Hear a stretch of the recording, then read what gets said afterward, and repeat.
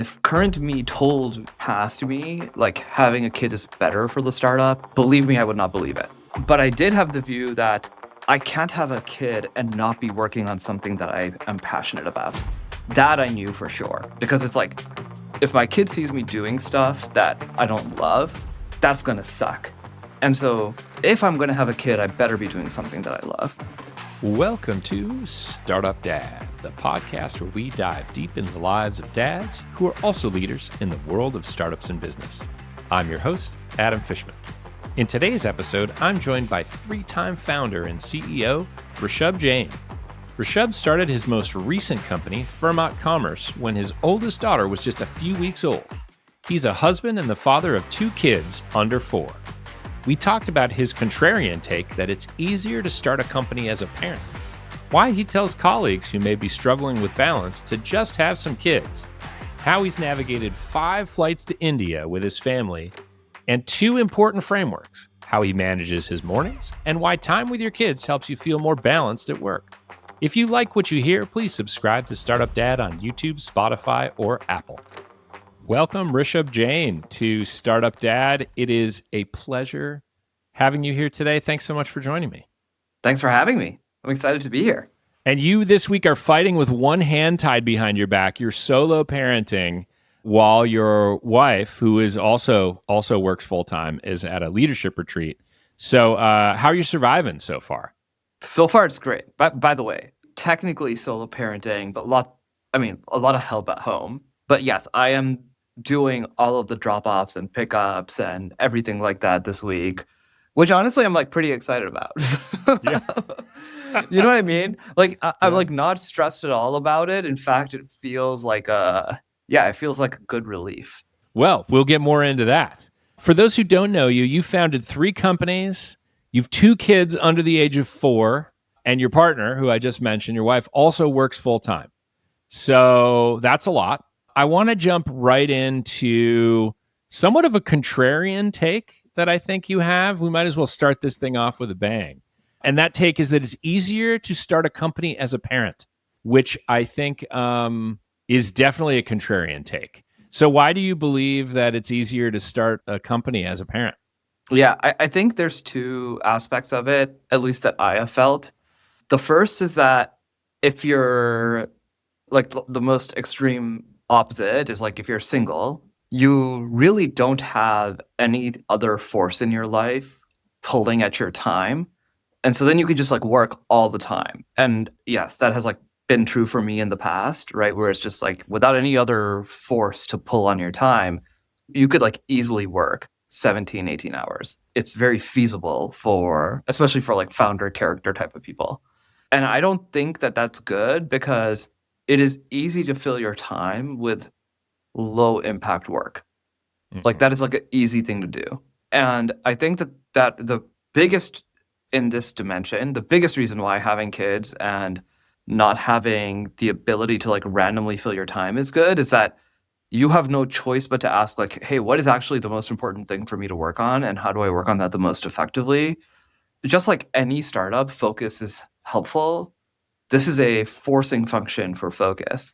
And so actually underlying this take is, I think, a very common take, which is like focus is better than lack of focus. And I think that having kids just forces even more focus. So that's one dimension. The other one is more psychological and emotional, which is, at least I think, most of us are like extremely selfish beings. And it's not until you have kids that there's someone who you actually love more than yourself. And my like best characterization of this is I'll be like very upfront and say, if you would ask me anytime before having kids, like, would you prefer you are sick or someone else is sick? And pick like any other human, including my significant other, I would pick for the other person to be sick, like have a cold or whatever it is. But if you were to ask me like, hey, would you rather you be sick or your kid be sick? I would pick me every time. And I think that psychological and emotional shift is a very big one. It's also, there's something like super fragile about seeing a little kid that's sick and like doesn't know how to deal with it, you know, the way an adult or can't deal with it. You can't give them medicine often and like stuff like that. So that's a really interesting No one has ever mentioned that before on the show. I appreciate that. That's really, really interesting. Well, there you go, man. Like, Yeah. that's I guess like there are takes that can be uniquely had up until 1,000 episodes. Well, we're well on the way. I'm only 10% of the way there. So you believe this concept so much around kids being a forcing function and helping, with your own time management and stuff, that when you have a colleague who's struggling or kind of working through how to balance their work, you tell them you should try having kids. And not in like a facetious way, like, oh, life's so hard when you have kids. Like you actually encourage them in a mostly Totally. serious way to do it. Why is that? Well, sorry, it's completely serious, and the big caveat is it is not my decision whether or not they have kids. Right, of course. Yeah. Right. I just, so that's the part of it that I'm like delicate about, which is like, look, ultimately it's like a highly personal decision. You should do it when it's best for you. But if like with my co-founder, there's enough trust in that relationship that I can like seriously tell him, like, especially when he's like highly stressed, dude, you got to have kids. I have yet to meet someone actually who is like highly functioning or very ambitious who after having kids, it does not improve their work. Yeah, I mean, I certainly have never met anyone on this show who said the opposite. We do try to keep it upbeat and positive here, but yeah, it's pretty amazing. But I do have to ask you this because you also told me something in the prep for this show that might make me feel, actually not might, definitely made me feel stressed out reading it. And that is that you and your family and your two kids under 4, or maybe at one point just one kid, have been to India 5 times in 4 years. So since they were born, you've actually gone more than once on average per year of life. Yeah. There's 2 things about that. One, I am insanely jealous of your kids' frequent flyer status. But also, not yours, your kids. Start them young, right? I mean, this is going to sound crazy, but I think that they probably are in the top 5% of frequent flyers, period. Probably. At this point. Yeah. Yeah. I mean, that is a long ass trip. Just going to say, this is where the terror comes in for me. How do you pull off international trips to India? And you're in the Bay Area, kind of like me. And I think that's like, well, depending on where you go in India, it's like a 17-hour flight or something. Not to mention all the other things, the prep, whatever. So how do you pull that off with 2 kids under the age of 4? Yeah, I think, well, 2 things. One is my wife is very good at like putting the kids to sleep on planes. So that is for sure a skill that she has that I think if it was just me, I'm not sure that it would be like that good. So, you can tap into her superpower. Totally. Yeah. So that's a big part of it. But I think that the bigger issue is actually we've just gotten them, like we just started doing it, basically. We just like got on planes. And at some point, like there's a tipping point, right? It's like maybe sort of difficult and it's like inconvenient. And then there's a tipping point after which you're like so used to it that it's even like second nature to them, right? So for my like not yet 4-year-old, but like almost 4-year-old, she's like excited about going on planes. Wow. You know what I mean? And there's like a whole thing and she's like, and like she will help us and yeah. And so at some point it like flips over. And so like we just hit that faster basically because we like travel so much. Okay, so your wife's really good at getting them to go to sleep, but like they can't be sleeping for the full 17 hours of the flight. I mean, maybe they can. And the other thing is when you're awake and you're like 3 or younger, time passes very slowly.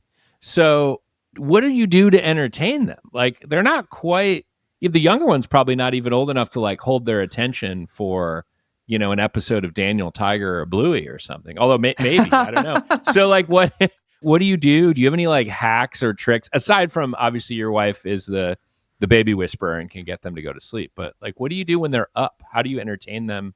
Or how does your 3-year-old entertain themselves?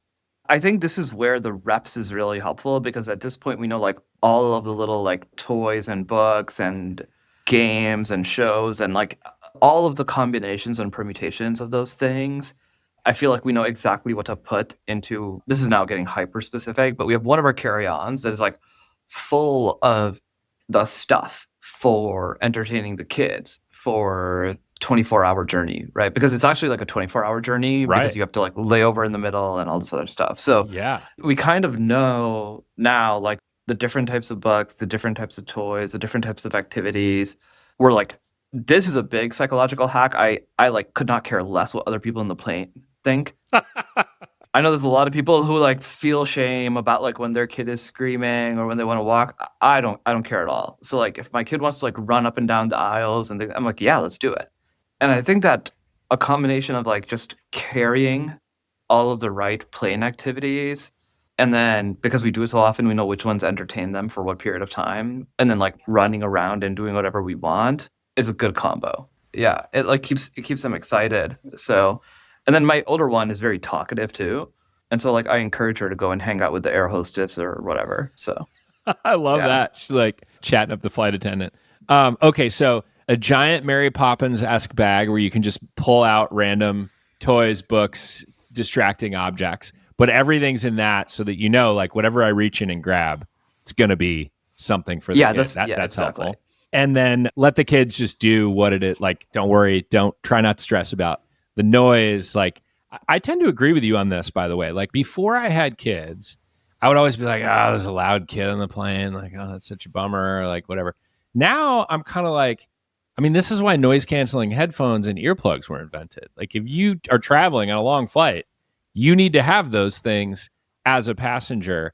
And if you don't, and someone's making noise, it's probably more on you than the 3-year-old who can't necessarily be quiet because they're 3, right? So I love that psychological hack of just getting used to the kids just being kids on an airplane. They can't stop being a kid just because you're 30,000 feet in the air. I mean, this is gonna sound bad, but I have like no sympathy for the person who's like, oh, it should be quiet.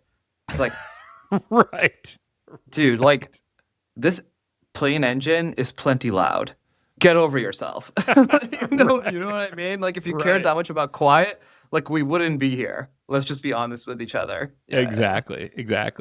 Okay, so I do want to go back and ask you a little bit about your family. So you mentioned you have 2 kids under the age of 4, and then you have a wife who works full time as a school administrator. So tell me a little bit more about your family. How'd you and your wife meet each other? oh, actually, we got introduced through family. So like actually very stereotypical, like the Indian person getting introduced through family. And it worked out great, actually, obviously, because now it's been 11 years of being together and we have 2 kids. And we go back like twice a year, roughly, right, to Wow. India. So that's also amazing. I feel like it's actually very lucky because I take so much risk in my professional life with the startup Mm-hmm. that I feel like in some ways it's like a very boring personal life, which I think is like the only way that I can have such high risk tolerance in my professional life, right? Like I'm very willing to take extraordinary risk in my professional life. And I think it's like because I am so secure in Yeah. my personal life. Yeah. Yeah, you've got this sort of like nice family that's providing the anchor to you as the balloon that's like over here going like this. So yeah, I love that. Your wife does not exactly have a lightweight career by any stretch. Like being in administration in school is a very challenging job, in addition to then coming home and having a couple kids at home too. And you started FERMÁT right around the time that your oldest was like 2 weeks old, brand new, Yeah, like exactly. really Yeah, yeah. young. Take me back to that time. What was the conversation? And obviously, FERMÁT didn't like start like the moment your kid was born. You've been thinking about it for a while, probably talking about it. What was that conversation like with your wife about like, hey, I want to start this thing, and also we're gonna start a family? If you go back in time, like 4 or 5 years, how did that transpire? So this is a little convoluted because of the pandemic. So there was like sort of 3 factors that needed to come together at the same time. So the first is like, do we have confidence trying to have kids right now, given the status of the vaccine? So like if you transport yourself back to 2020, I joke often, but I'm like pretty sure this is true. There's a lot of like pent up kid demand. So like Yeah, people right. like stopped trying from like March of 2020 till like December of 2020. And then all of that pent-up demand got released in December and January. And so there's like a lot of September, October 2021 birthdays. It's like very obvious that there's just like people who were like, yeah, not willing to try before they knew what was happening with the vaccine. Well, So waiting to see that the planet wasn't going to implode, perhaps. yeah, totally. So like that was one big part. And so like we wanted to have kids. And so I would be lying if I said like, hey, the pandemic like forced the issue once vaccines became available, right? So once vaccines became available, we had more confidence in trying again. So that was one part of it. Another part of it was, again, if current me told past me, like having a kid is better for the startup, believe me, I would not believe it. Okay, like there's just like there's no way that I would have believed it. Even if it was like literally me from the future, I would just been like, okay, dude, like, this is like Stockholm syndrome situation. But I did have the view that I can't have a kid and not be working on something that I am passionate about. That I knew for sure. Because it's like, if my kid sees me doing stuff that I don't love, that's going to suck. And so if I'm going to have a kid, I better be doing something that I love. So that was more the calculus, which is like, okay, I have to start a company because I know that that's what I love. And so I want the kid to grow up in an environment where they're observing their parents doing things that they love. So that was actually the calculus. And so that's like sort of what our conversations were centered around. And the rest of it, like sort of like the economics and things like that, like we made sure that everything was set up so that way we could like take that bet. But that was like fundamentally what it was about, is like, how do we want to raise kids? And it's like, we want to raise kids in a home environment where they like see their parents are passionate about what they do, and the rest of it will follow, is like roughly what my thinking is. Yeah. Yeah. That's really interesting. Approach. A lot of people would be afraid of starting a family and a business at the same time. But for you, it's actually kind of a catalyst. Like you needed the energy and the enthusiasm and the excitement that building a company brings you to be better dad, better parent. Yeah. I mean, I think it's just like, do you find yourself to be a better dad now that you're doing the podcast? Probably. Yeah. Yeah. Like you have more energy giving things in your life, right? Yeah. I mean, my guess is you wouldn't be doing this if it weren't energy giving in some way, right? As opposed to energy taking, right? And so lots of people have optionality in their career where it's like, hey, like, I'm fortunate enough to have optionality. It's like, I can like do whatever I choose to do. Given that optionality, I better be doing things that are energy giving versus energy taking, because then I can like do more things that are further energy giving, right? Like spend time with my kids in a way in which is energy giving, and so on and so on and so on and so on.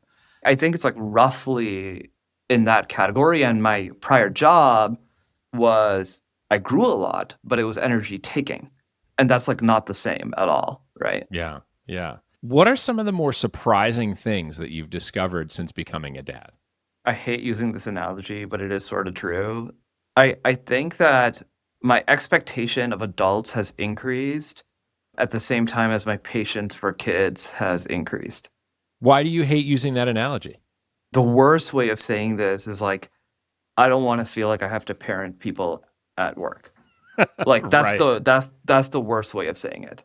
And the sort of more eloquent way of saying it is like, for a kid, you can like tell what their learning curve is, and it's like very easy to have at least for me, very easy to have a lot of patience with kids. And at the same time, with adults, I'm like, now the difference between like an adult and a kid is like extremely clear to me. Like you should be able to hold yourself to whatever thing it is that you're trying to accomplish as an adult. Actually, like my patience with adults has gone down at the same time as my patience with kids has gone up, which I would not have expected. Yeah. And that's because of that just like extreme contrast between what is it like to have a couple of kids under the age of 4 versus like working with competent professionals at the top of their game. Not that your kids are not competent, but they can't do very much at their ages. So yeah, exactly. And or at a minimum, even with lack of competence, the desire to learn of a kid is extreme. Maybe this is what it is. Like a kid's desire to learn is extraordinarily high. Like even if they get frustrated when it doesn't work and things like that, the desire to learn is very high. Whereas with like an adult, it's like, if you're neither showing competence nor a desire to learn, then I'm not sure that I can actually, I'm not the right person for you to interact with. yeah. That's really interesting. So would you say having kids has kind of raised your bar as a founder in some ways? Yeah, exactly. For anybody who I interact with, whether it's like an employee, like a stakeholder, an investor, whatever it may be, right? Because either you know that you don't know, or you actually are highly competent at something, and in either case, you should be able to hold yourself to the self-learning cycle, as opposed to like with a kid who like does need teachers. Those are very different learning and growth paradigms. So you mentioned that if you could rewind the clock and you bumped into your younger self and you were like, hey, being a parent is going to make me a better founder, that younger Rishabh would be like, no way. Like, I don't believe that for a second. So you found that to be true now. But what if you could go back and you bumped into your younger self? Is there any advice that you would give the 4 year ago version of yourself, 4 or 5 year ago version about becoming a dad? I'm not totally sure, to be honest. There's only one thing that I have felt about being a dad that I did not like. Again, I would not have known prior to it, which is I think like it is the case that it's hard for it to feel like you did it too soon within a certain range. It is easy for it to feel like you did it too late. Yeah, that's like roughly the one thing that I think And and probably. and why is that? Why is it hard to think it's too soon and easy to think it's too late? The part of parenting that everybody tells you, which is ends up being true, is like you figure it out. So that's the part of it that it's like somehow making that more real for someone is very hard to do until they actually experience it. But it is true that you just figure it out. At the same time, there are aspects of it being too late that are very real. Like a big thing that I invest into now is I invest into my physical health because like I'm very viscerally aware that my kids are going to be in their 20s when I'm in my 60s or like late 50s, 60s. Mm-hmm. And so it's like, oh my God, like I want to be able to do stuff with them, literally whatever they want to do, whether it's like Yeah. hiking, running, like it doesn't matter what they want to do, sailing, like I want to be able to do that. And so I am investing an incredible amount in staying healthy in order to be able to enjoy as much as I can with them.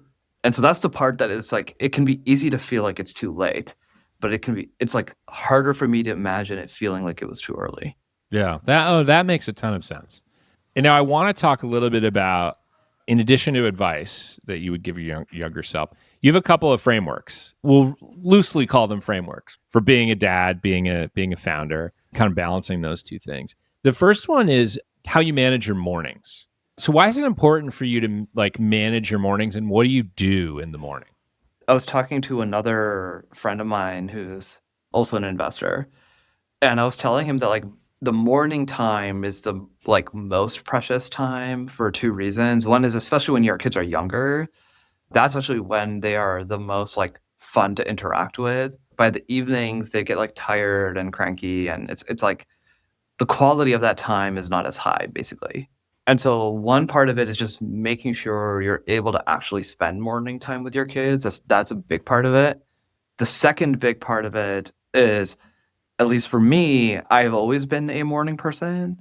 And so instead of like trying to do work at night after they go to bed, I now think about how do I get work done in the morning before they wake up. And that's actually more effective for me because I'm like sufficiently tired by the end of the night that like trying to knock things out after they go to bed is like not realistic, essentially. Like I would much rather just go to bed at the same time as them and wake up super early, which is what my schedule has ended up becoming. Yeah. And what is super early in your household? Like, what time do your kids get up in the morning? I wake up at like 5 and they wake up at like 6:30. So I have like an hour and a half before they get up. When your kids get up, you're already like fully awake. You've cranked out, at least probably an hour of work, maybe had some coffee or tea or something. You're like ready to go for the day. So are you then the person that's like greeting the kids, getting them up, getting them going? Obviously Yeah, this yeah. week you are because your wife is traveling, but is that like a typical day in your household? Exactly. Yeah. So I'm the one getting them ready, basically. Yeah. So Okay. I'm like getting the older one ready, and then my wife drops her to school. And then once that happens, I'm taking care of the younger one until the nanny comes in. Okay, So I have like nice. an hour and a half with them every morning. Great. From like 6:30 to 8 or something. 8, like that. exactly. That's awesome. Yeah. Exactly. What's interesting about that is a lot of founders, and also myself included, when I had young kids, I didn't do that system. Even though I am a morning person, I didn't get up earlier. I like woke up, a little bit before them, but not too much. And I would do the kind of like, I'm going to take a breather at night, be with the kids for a couple hours, put them to bed, and then get back online. You're sort of doing the opposite. You're like inverting the day in a way, because you're going to bed, roughly shortly thereafter them, and not trying to do a bunch of extra work at night. Probably also helps your sleep too, which is really interesting. It's not great to be on a computer, right before you go to bed. So interesting approach. I love it. Second framework is that time with your kids helps you feel more balanced at work.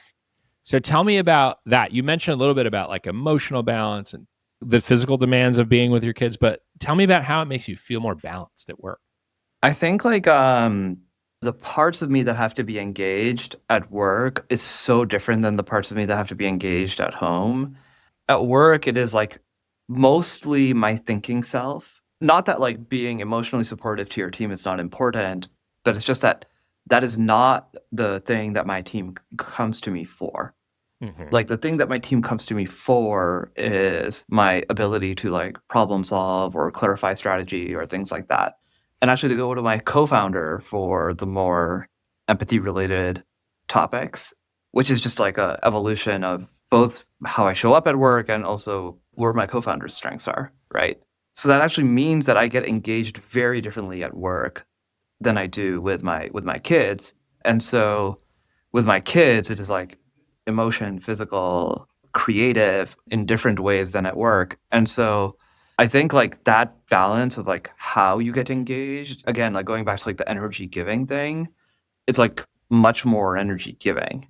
And so that has helped me balance way more, because otherwise, again, this whole like you can work 17 hours straight. The problem with working, at least for me, one of the biggest problems with working 17 hours straight is like the part of my brain that gets engaged is the same all 17. And that's annoying, right? Like the Yeah. it's not that annoying that like you have to work a lot as a founder. What's annoying is if you have to work a lot and it's all the same type of work. That's what I think is like the part about it that's like much more high balance with kids, in my opinion. Yeah, it's like you get to kind of engage a portfolio of stuff between work and home. You're not like rolling around on the floor, I would hope, with your coworkers and your team and your Exactly. teammates, but you get to do that Exactly. at home. So Yeah, exactly. Like yeah. literally, right? Like how old are your kids? Mine are 12 and a half and 10. Okay. So I don't know if this is relevant anymore, but a big unlock I discovered yesterday is YouTube videos for dance classes. So my older one is now at the age at which she's like, again, desiring to like learn a lot of different things. Mm-hmm. And so like I just put on a YouTube video of a dance class for toddlers, and it's like a 10-15 minute video. And I put it on repeat, and she like did the class like 5 times in a row.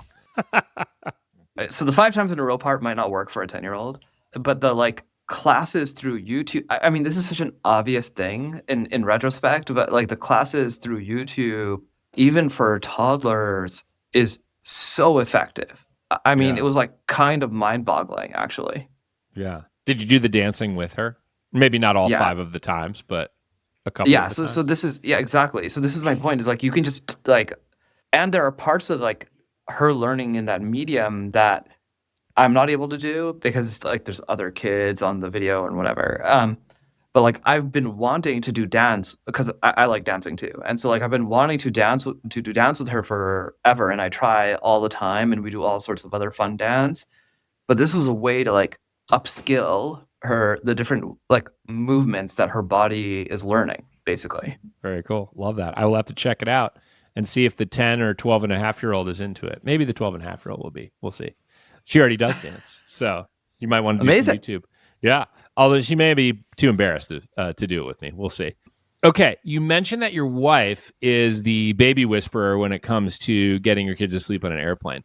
What is something else that you've learned about parenting from your wife, who has a lot of interactions with kids, I would imagine, in her life as a school administrator. I've been actually like very pleasantly surprised at how much we both agree that at least for our kids, I live in the Bay Area, and like one of the biggest things that I have to worry about is there's so much pressure on kids in school to perform. And so luckily for us, my wife works at like a school that prioritizes social emotional learning. And we both agree very heavily that the priority is like social emotional skills over like, can she do math at like 4 or 5 or 6 or whatever? Because it's like the math is going to come and there's going to be plenty of other pressure to be good at it because she's going to grow up in the Bay Area, right? No matter what I do, right? Like for better or for worse, that's going to happen. And so because she comes from that type of schooling, she just has like more tools and techniques to think about that. So we both have the same desired outcome. And so she just has like more ways which has been really great. It's a somewhat more tactical thing, but the philosophy of like how to go about thinking about that when you're raising kids at this age has been really great. That's great. What's an area that you and your wife don't agree on when it comes to parenting? Modes of failure and risk seeking. I am seeking to introduce more risk and more modes of failure into our kids' life at higher rate than she is. I'll give you the simplest example of like how this shows up. It's like if our daughter's like jumping off the sofa or things like that, I'm like, you have to jump higher. And my wife is like, don't jump off the sofa. Do you see like how it shows up? Yeah. I'm like, put an object in the middle, see if you can jump over the object, like make it harder. Like let's put more risk and more likelihood of failure into the system. Yeah. And that, I mean, that kind of fits with the career paths that each of you have chosen and things like that. So it sounds like a good balance, right? Like, your daughter's probably going to be fine. She got that good little yin and yang. Totally. Yeah. I think all of these are like, I don't want to get into like a whole nature and nurture debate, but like how much a parent can influence their kids. It's like, we're going to try to be as helpful as possible and hope we don't cause too much therapy in the future. And, past that, I'm not sure, right? Like, because they're just going to have so many other inputs, right? They're going to have school, they're going to have friends, they're going to have the environment. Like the total number of inputs is going to be so massive. It's just hard to know. So, yeah. You would be in good company with many of the other dads on this show who feel very similar. Not every one of them. I've had a lot, but it's a common refrain. Speaking of something you have in common with some of the other dads on the show, you're a founder in technology. You founded a bunch of companies. I would say probably your entire professional career has been steeped in working in and around technology. You live in the Bay Area. It's like ground zero for that here. When you think about the relationship you want your kids to have with technology, especially with the pace that is changing and what we're experiencing now, what do you think about? What is that relationship that you want your kids to have with technology as they start to get older? I wish I was using technology sooner than I had when I was growing up. And I think that like a lot of people say like, oh, if you let your kids use ChatGPT for everything, then like, what are they going to think about or whatever, or it's like, there's this study that got published where it's like, if you use ChatGPT, you like don't think as much or whatever, there was all sorts of things like that. So I grew up without using a calculator. So until I want to say 11th grade, I didn't use a calculator. I used like logbooks and I could like do everything either in my head or on paper, which just means that like at this point in my life, I'm really good at calculating the tip. Like that's basically it. That's like the only use of this like extraordinary math capability, right? Right. And that's sort of the point that I try to make to people whenever they say this. It's like, oh, you shouldn't use it too much because then you won't learn how to think. And I'm like, guys, like I am the version of you that did not use technology. Like, if you want to run the A/B test, like you and me are both sitting here. We grew up around the same time, I assume. And I'm the version of you that did not use technology. Like I did not use a calculator. And let me tell you, it did not help. And so like, don't stop people from using ChatGPT to like do their thing. Because like what will happen is instead of like sitting there trying to figure out how to multiply like 18 by 137, they're going to like think about the next order problem, right? And so your abstraction capability, like your ability to think at higher abstraction and therefore about like more important things because you can outsource a low level part of your thinking is going to be so much bigger that actually that's the more important thing to worry about. And like today we don't even know what that kind of abstraction thinking looks like. And by the way, it's like obviously the biggest fault with like studies that are studying right now, like whether or not people are thinking, because we have not given enough time for us as humans to adapt to what is the new order of thinking that we can now do now that we can outsource shitty thinking to ChatGPT. But our brains are like magnificent, so they will like evolve into the next layer of being able to think, and or we don't know how to test it. Likely the latter because we're notoriously bad at testing things. But that's like my point is I definitely want my kids to grow up with technology. I definitely think they should be highly competent. I just think they should use it to the extremes. And I think that that will allow them to worry about the right problems and not about like multiplying like when I grew up. I love that approach. It's very, very interesting. I want to stay on the AI topic for a second. Not sure if you've heard of it. It's on a lot of people's minds lately. You mentioned ChatGPT, so I assume you are a user of it. You also told me that you use ChatGPT. Your kids are a little too young, I think, to be like giving prompts and stuff like that. But you said you use it voice mode. I don't know if it's ChatGPT or Claude or one of the other ones to help answer some of your kids' questions. So I wanted to ask you, like, what are some of the favorites that come up in your household that you've used voice mode to answer? At this point, it's like simpler things, like you said, because my kids are younger. But right now, my older daughter is in the like why, you know, like that stage, and says, Yeah. I won't know sometimes. And so I just say like, I don't know. Let's ask my phone. She knows Google. She doesn't know ChatGPT. But so I'll like use that and say like, hey, what is this? And then it'll like tell us. Or I'll use it to say like, hey, this is the weather. Should a 4-year-old wear a jacket? Yeah. And that's like, you know what I mean? And then it'll tell us, right? And so I use it in that capacity. And for my daughter, it like makes it a source of information and action that is usable. And it makes it feel like another input that is like not her, not me. And it is just another thing, which I think is the right way for her to grow up and think about this technology, right? Mm-hmm. Is as like a whatever co-pilot or whatever your favorite sort of like analogy is. Like she knows that that is like possible, but it is not the same as like a human interaction. That's really interesting. And it's just like another data point. It's not like an authoritative figure or anything like that. It's just another input into whether we should wear a jacket today. Oh, looks like dad and the phone agree. Probably we should wear a jacket. But sometimes the phone doesn't agree with me, which is kind of surprising, actually. So, you know what I mean? Like, I'm hoping it agrees with me, but sometimes it doesn't. And that's okay, too. Especially because OpenAI is based in the Bay Area. You would think it would have this weather thing figured out. Before we adjourn and get into lightning round, I want to ask you two more things. One is I want to ask you a little bit of a question about how you think. And I think I can sort of infer that from this conversation, but you know, as a dad and a founder, one of the things that you told me is that being clear-minded about what matters is the most helpful thing. So tell me more about that. The thing that I go back to over and over again that has helped me so far is like knowing what to ignore, which is almost everything, and then knowing what are the like one or two things that are actually likely to make a difference, either at home or at work, right? And so my wife does not love this, but there's a large number of things at home that I'm just like, we can pick anything. It's like really just not going to matter. This is like not the thing that sort of like sets the timeline, as it were.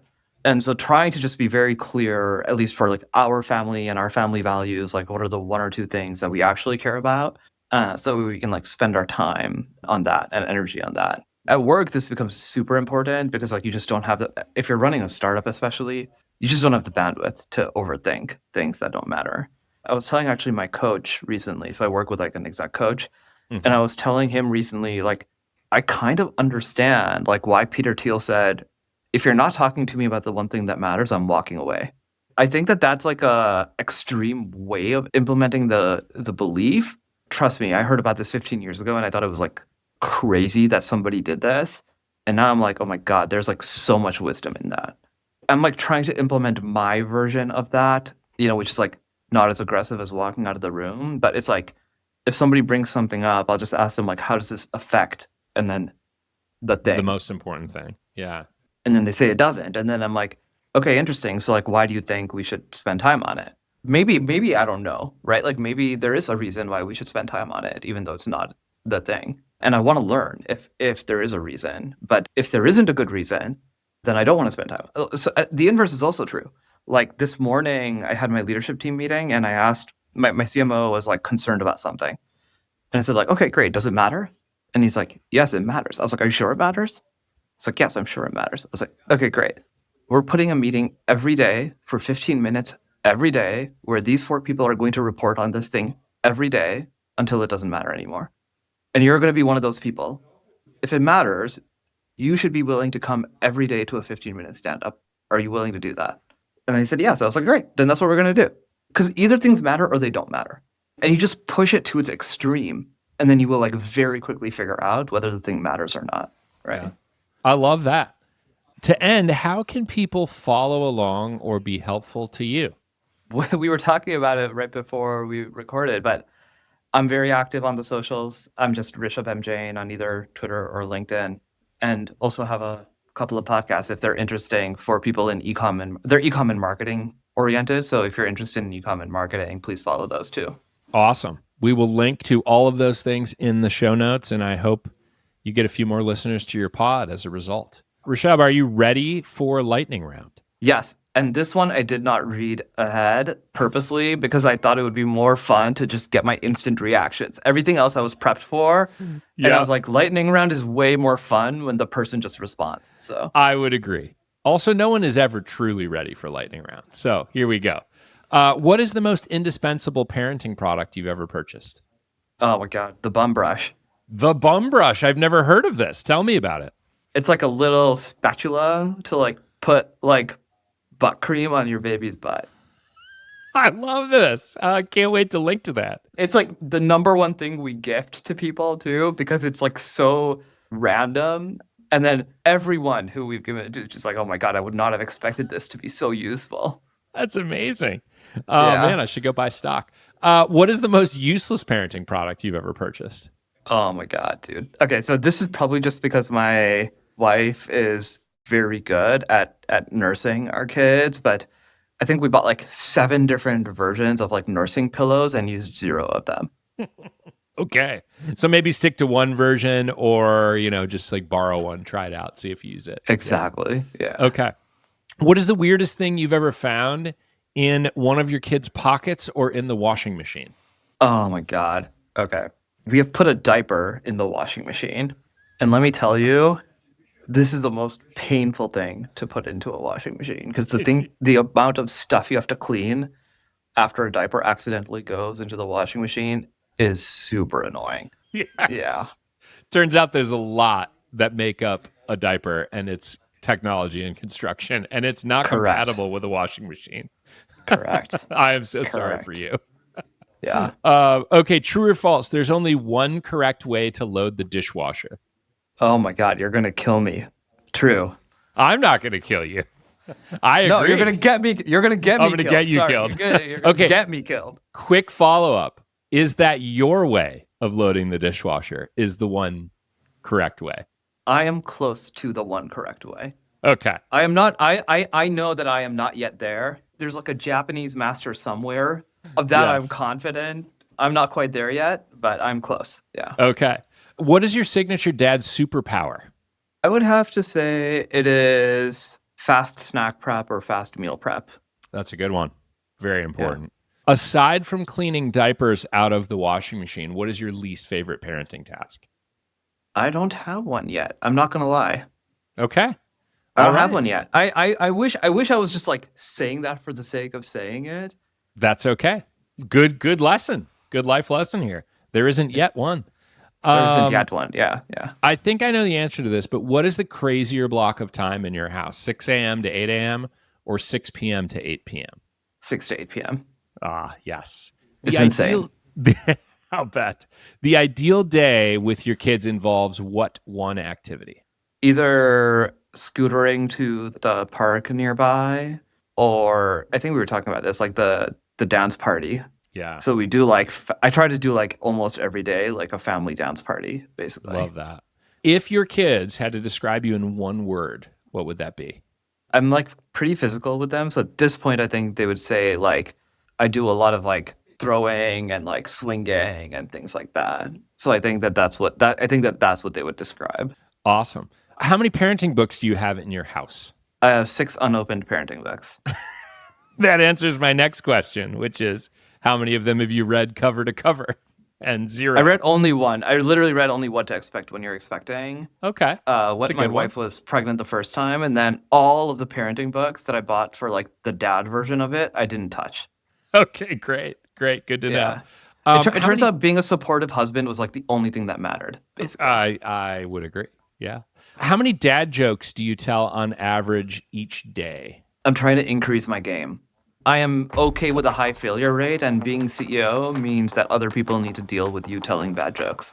I love it. I get 2 benefits as CEO. I get to pick where the office is, which is next to my house, and I get to tell how many ever jokes I want, no matter how bad they are, and people will like tell me that they're bad or not. So. Okay, great. What is the most absurd thing that one of your kids has ever asked you to buy for them?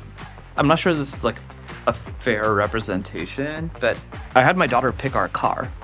Oh. Like my 3-year-old pick our most recent car. Yeah. Okay. What were her criteria for selecting the car?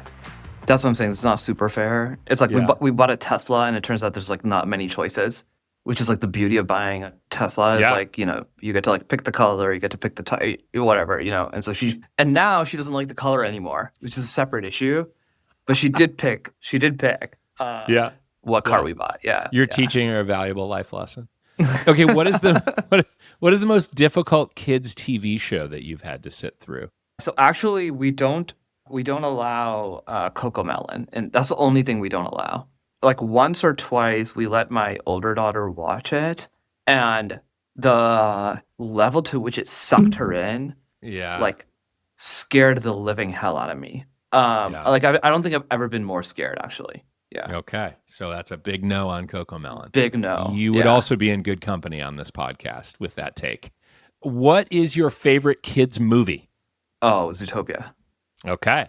What nostalgic movie can you just not wait to force your kids to watch when they're old enough?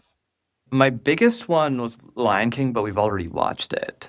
So that used to be the go-to. I am excited for, this is not like real nostalgia, but I am excited for when my kid's old enough to watch the first Iron Man. Oh, that's a good one. Yeah. Yeah. Iron Man. Okay, we're in the home stretch. Got 2 left for you. What is the worst experience you've ever had assembling a kid's toy or a piece of furniture? We have this like bed that has these like shelves underneath it for extra storage. I got so irritated that my wife ended up building it. Love that. I have similar stories. Okay, finally, you did mention the Tesla, but what is your take on minivans? Oh, strong yes. Strong yes on minivans. Yeah. The only reason we bought a Tesla is because my wife vetoed the Volkswagen bus. Oh, okay. I wanted to buy the new electric bus. And she was not ready for the minivan / bus life. The van life, yeah. I saw one of those on the road the other day. It was quite slick. Pretty cool looking. I don't think there's ever been a better third row made. I'm very excited about when I get the opportunity to switch to minivan. Yeah. What's the current polling at? How many of the 100 or so people are minivan versus SUV? Oh, you're in the minority. But no way. Like, it's not terrible. I would say it's probably 2/3 anti, 1/3 pro. Yeah. No way. Well, and that is also skewed wild. That is skewed by the dads that I have on the show that have 3 or more kids. So they are all pro minivan usually because they just need it. It's like a lifeline. It's a requirement. But yeah, not a big minivan crowd on this show. So, Oh my God. Okay, well, it's okay. Up until this moment, I was excited for my wife to listen to this episode. Just kidding. We're going to scrub that out in post. Everyone's pro minivan, and to your wife, you really need that electric VW bug. Exactly. Bus. There we go. Yeah, definitely. Okay, cool. It's cool. We'll definitely fix this in the editing process for her. No, I'm going to leave this all in, actually. This is the best. Okay, Rishabh, thank you so much for joining me on Startup Dad today. This was a great conversation. I wish you, your kids, your wife, and your company all the best for the rest of the year. And I do hope that you get that electric bus someday. Thank you. Yeah, this was super fun. Thanks for having me, Adam. Of course. Thank you for listening to today's episode with Rishabh Jain. You can subscribe and watch the show on YouTube or wherever you get your podcasts. Visit www.startupdadpod.com to learn more and browse past episodes. Thanks for listening. See you next week.